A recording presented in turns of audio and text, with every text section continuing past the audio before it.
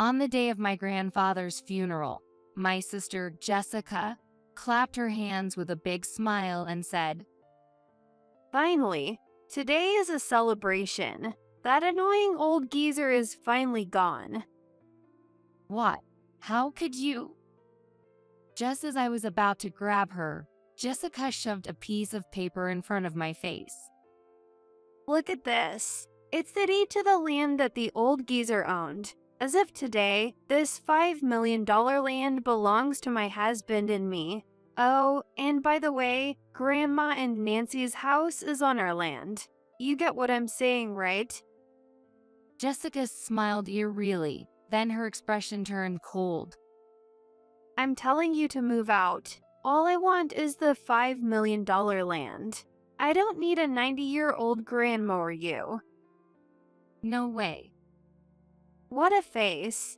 No matter how much you scream, the facts won't change. My future is bright and rosy now. As I trembled with anger, Grandma gently placed her hand on my shoulder. Nancy, it's okay. Let's give up the house. "Grandma?" Jessica grinned with a nasty smile at Grandma's words. That's right. You bugs who can't do anything should disappear from my life quickly. She laughed loudly and laughed with a satisfied look on her face. As I stood there in shock, Grandma smiled calmly, just as she always did. "Grandma, are you really okay with this?" But the moment our eyes met, I realized that her smile was different from usual, and I felt a chill run down my spine. Yes, it's fine, because those two are already finished. My name is Nancy. I still live with my family, even now that I'm an adult and married. I live with my husband, David, my grandfather, and my grandmother. I lost my parents in an accident when I was young, and my grandparents raised me. My grandparents, who raised me, had grown older, and even though they are still relatively young, it would probably be more convenient for them to live together. More than anything, I wanted to give back a little for all they've done for me and help make their lives a bit easier, so I chose to live with them. I take care of all the household chores and look after my grandparents, even though both my husband and I work full-time. The deal was that I would cover the living expenses, and David reluctantly agreed to live with us. Whenever we got bonuses, we would go on trips with my grandparents. When we went out to eat or travel with my grandparents, David rarely joined us, so it was usually just the three of us. Even though I thought he should spend more time with us since we were married, I figured he was already making an effort by living with us, so I didn't say anything and let him do as he pleased. I thought things were going well. I was happy. But this happy life was about to crumble so easily. That day, as usual, David didn't join us when we went out to eat with my grandparents and did some shopping at the mall. On our way home, I hurriedly bought some small gifts for David, who was waiting alone at home, and when we got back, I saw a familiar car parked in front of the house. It was a bright pink compact car. It was Jessica's car. I had an older sister, Jessica, who was 3 years older than me, but she disliked our grandparents. Ever since she was in elementary school, Jessica disliked having our grandparents come to sports day or parents' day. While everyone else had young, stylish parents, she felt embarrassed to be the only one with elderly grandparents. On top of that, the lunches our grandparents made were usually traditional, and she felt embarrassed comparing them to her classmates' colorful, cute lunches. Jessica left home as soon as she graduated from high school, as if she was escaping. It was unusual for her to come to the house. My grandparents seemed surprised, but they were happy that Jessica, whom they hadn't seen since our wedding, had come by. But this unexpected visit wasn't a good one. As we approached the house, we saw Jessica coming out of the front door, holding David's hand. My grandparents and I instinctively hid behind the garden hedge so that they wouldn't see us. The two of them, holding hands and acting all la vie de vie without a care in the world, shared a goodbye kiss as Jessica got into her car. I instinctively took a picture of them. As the three of us stood there in shock, Jessica waved goodbye to David with a reluctant smile and drove off without noticing us. David also didn't notice us and went back into the house. It felt like time had stopped. No one said a word or moved an inch. After a while, my grandparents simply said to me, You should do what you think is best, Nancy. and just like always, I walked through the front door with a bright voice, saying, I'm home. I wanted to believe that I had seen something wrong, but the photos on my phone confirmed the truth. After some deliberation, 3 days later, I decided to check David's phone while he was in the shower. Sneaking a peek at his messaging app, I found the messages between him and Jessica still there. I love you, you're so cute, I can't live without you. Words I hadn't heard from him in years. I felt more irritation and disgust than sadness. I couldn't understand why David would cheat with his wife's sister or why Jessica would go after her sister's husband. It was sickening. On top of that, they were bad-mouthing me and my grandparents. As I recorded the screen on my phone, I made a firm decision. I was going to get a divorce. How could the happy days I thought I had be destroyed so easily? But once that feeling of disgust took root, it only grew. Just as I decided to get a divorce, David brought it up himself. He gave a few plausible reasons, but when I confronted him about his affair with Jessica, he admitted it right away. To make matters worse, Jessica had the nerve to say, We're sisters, aren't we? If weird rumors spread, Grandma and Grandpa would be hurt.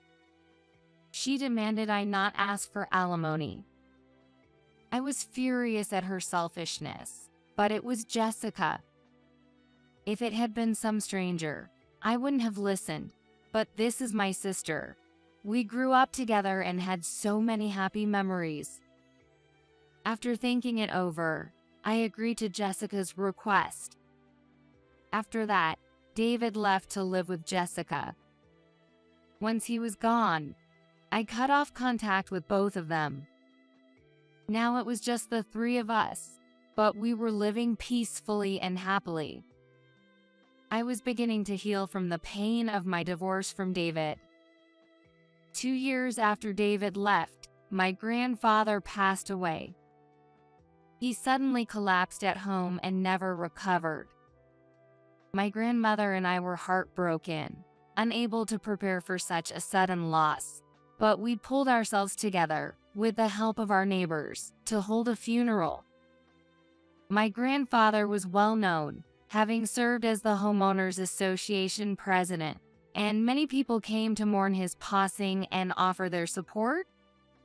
I had contacted Jessica and David, but they showed no intention of helping with the funeral.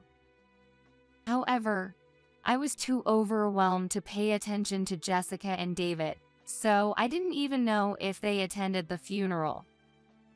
After we somehow managed to get through the funeral, as we were taking a breather, 2 familiar faces approached us. Hey, long time no see. You look like you've aged a bit. David and Jessica, you came? Of course, we're family, aren't we? It was the first time I'd seen them in 2 years, and they both seemed strangely cheerful. I thought it was inappropriate given that my grandfather had just passed, but I didn't have the energy to say anything. They hadn't been around during any of the preparations. Where had they been? Their cheerful approach right after everything was over irritated me. My grandmother didn't seem pleased either, and her brows furrowed slightly. Finally, that old geezer is gone. Jessica, how can you say that? Why not? It's the truth. I was always so embarrassed. All my friends had stylish, cute parents, and why did I have to be stuck with such old grandparents? I've hated it for so long, but at least Grandpa finally served his purpose. Jessica proudly pulled out a piece of paper. It was the deed to the land that my grandfather had owned. My grandfather's family home was an old house with a large piece of land. The total value of the land was said to be around $5 million. Jessica had always wanted that land. I wish Grandpa would just die already. That old geezer is stubborn. In the past, there were many times when she said things that were so inappropriate that my grandparents could never hear them. Whenever she did, I would scold her, but Jessica never seemed to care. Stop pretending to be such a goody-goody. It really pisses me off. There were even times when she'd lash out at me in response. At some point, David had found out about my grandfather's land. While we were still married, he asked me about it multiple times, but I always dodged his questions. There was a time when David, nervously asking where the deed was, made it clear he was after my grandfather's land, and I was shocked. That memory flashed through my mind. Jessica and David must have found that deed somehow, and now they were standing in front of me, grinning triumphantly. They planned to take all of my grandfather's land for themselves. Look at this. See, it's the deed to the land. That $5 million is ours now. Don't say such selfish things. Oh, stop yapping. No matter how much you bark, it's already ours. You know, Grandma and Nancy's house is on our land. So hurry up and move out, will you? All I want is the $5 million worth of land. I don't need a 90-year-old grandma hanging around. How could you? After everything they've done for you, how can you say something like that? You're still the same, aren't you? I've always hated how you pretend to be the perfect little goody-goody, Nancy, but now you can say whatever you want. It doesn't bother me one bit because I've taken your husband and your house. I was left speechless by Jessica's words. A mix of sadness, anger, and shock churned inside me, leaving me unable to respond. Just as I instinctively clenched my fists and took a step toward Jessica, my grandmother stopped me. Nancy, wait a moment. Grandma. Even after hearing Jessica's cruel words, my grandmother maintained her usual calm expression as she looked at Jessica and spoke. Jessica, I understand. If you're going to go that far, you can have the land. Wait, Grandma, are you sure? Yes, it's fine. If she wants it that badly, let her have it. We can find another place to live. But in exchange, you must give up any other inheritance. With $5 million worth of land, I'm sure you won't mind if Nancy and I keep the rest. Fine by me. There's probably nothing valuable in the rest of the inheritance anyway. So, Grandpa's land is ours now. Once you get that, hurry up and move out. I'm being generous, so I'll give you a month. Use that time to find another rundown shack to live in.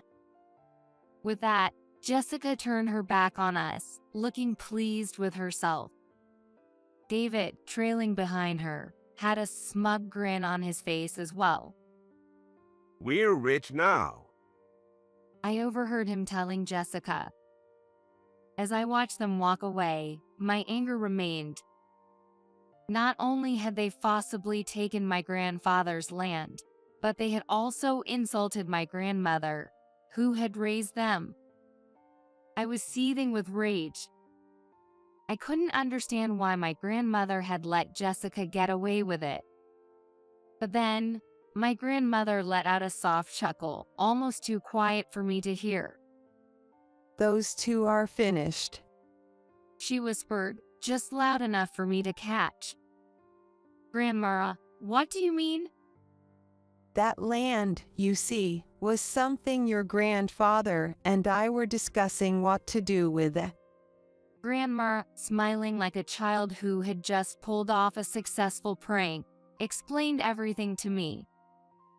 It turns out that the $5 million land was valued at that price when it was first purchased. Since then, however, the economic situation had changed, and the land's value had plummeted. But the value drop wasn't the worst part. Industrial waste had been illegally dumped on the property. With the waste there, no one would want to live on or buy the land. The company responsible for the dumping had gone bankrupt, and when we consulted the local authorities, they said there was no immediate danger to the surrounding residents, so they didn't take any action. In the end, we were left to handle the cleanup ourselves, which would cost a fortune. And even if we did clean it up, the land's reputation was ruined, so it would be nearly impossible to find a buyer. To make matters worse, because of the land's size, the taxes were enormous.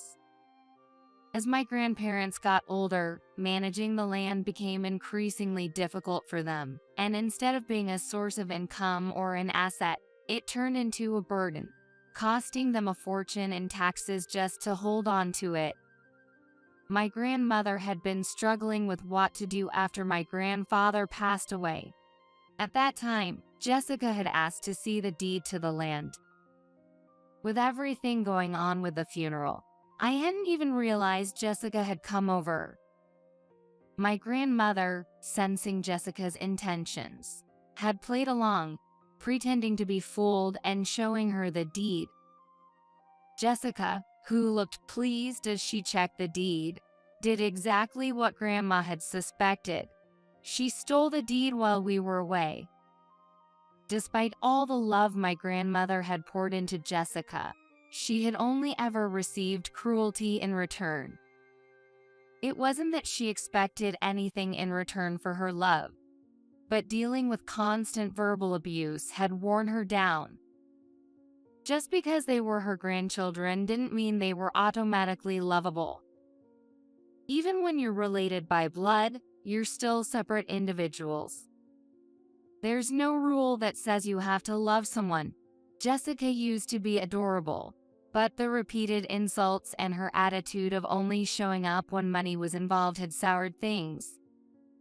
Apparently, Jessica had come by multiple times when I wasn't around, begging my grandparents for money. And on top of that, she even had an affair with David.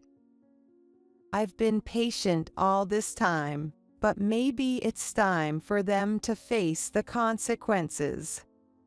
Grandma said, her smile not reaching her eyes as she looked at me. I had never seen her like this before.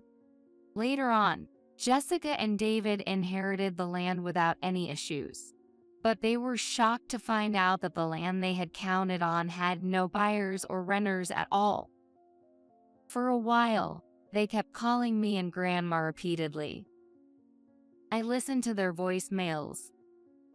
No one wants land with garbage buried on it. What's the point of owning this? It's useless. How could you do this to us? We're family. This isn't what we agreed on. You said the land would be valuable. Hand over the inheritance money as alimony. Their voices were full of anger, but both Grandma and I ignored them. Jessica and David didn't know about the taxes, and when they received the notice of the enormous tax bill, they panicked. David, who thought he'd be getting a lot of money, had remarried Jessica, but now the land wasn't generating any income, and they had to pay way more in taxes than they expected. He started pressuring Jessica for a divorce, claiming this wasn't what he signed up for. and their relationship became increasingly strained. After countless unanswered calls to me and Grandma, Jessica finally ambushed Grandma at the grocery store she frequented and tearfully pleaded with her. I can't pay this kind of money. Grandma, what am I supposed to do? Fortunately, a neighbor who saw the altercation stepped in and held Jessica back while another called the police, preventing the situation from escalating further. Because of this incident, Grandma and I decided to prioritize our safety. Using the money my grandfather had left us, we built a house far away from Jessica and David. The new house is smaller than our old one, but it's just the right size for the two of us. The location is convenient, and our neighbors are all wonderful people. I'm still living happily and enjoying life with my beloved Grandma.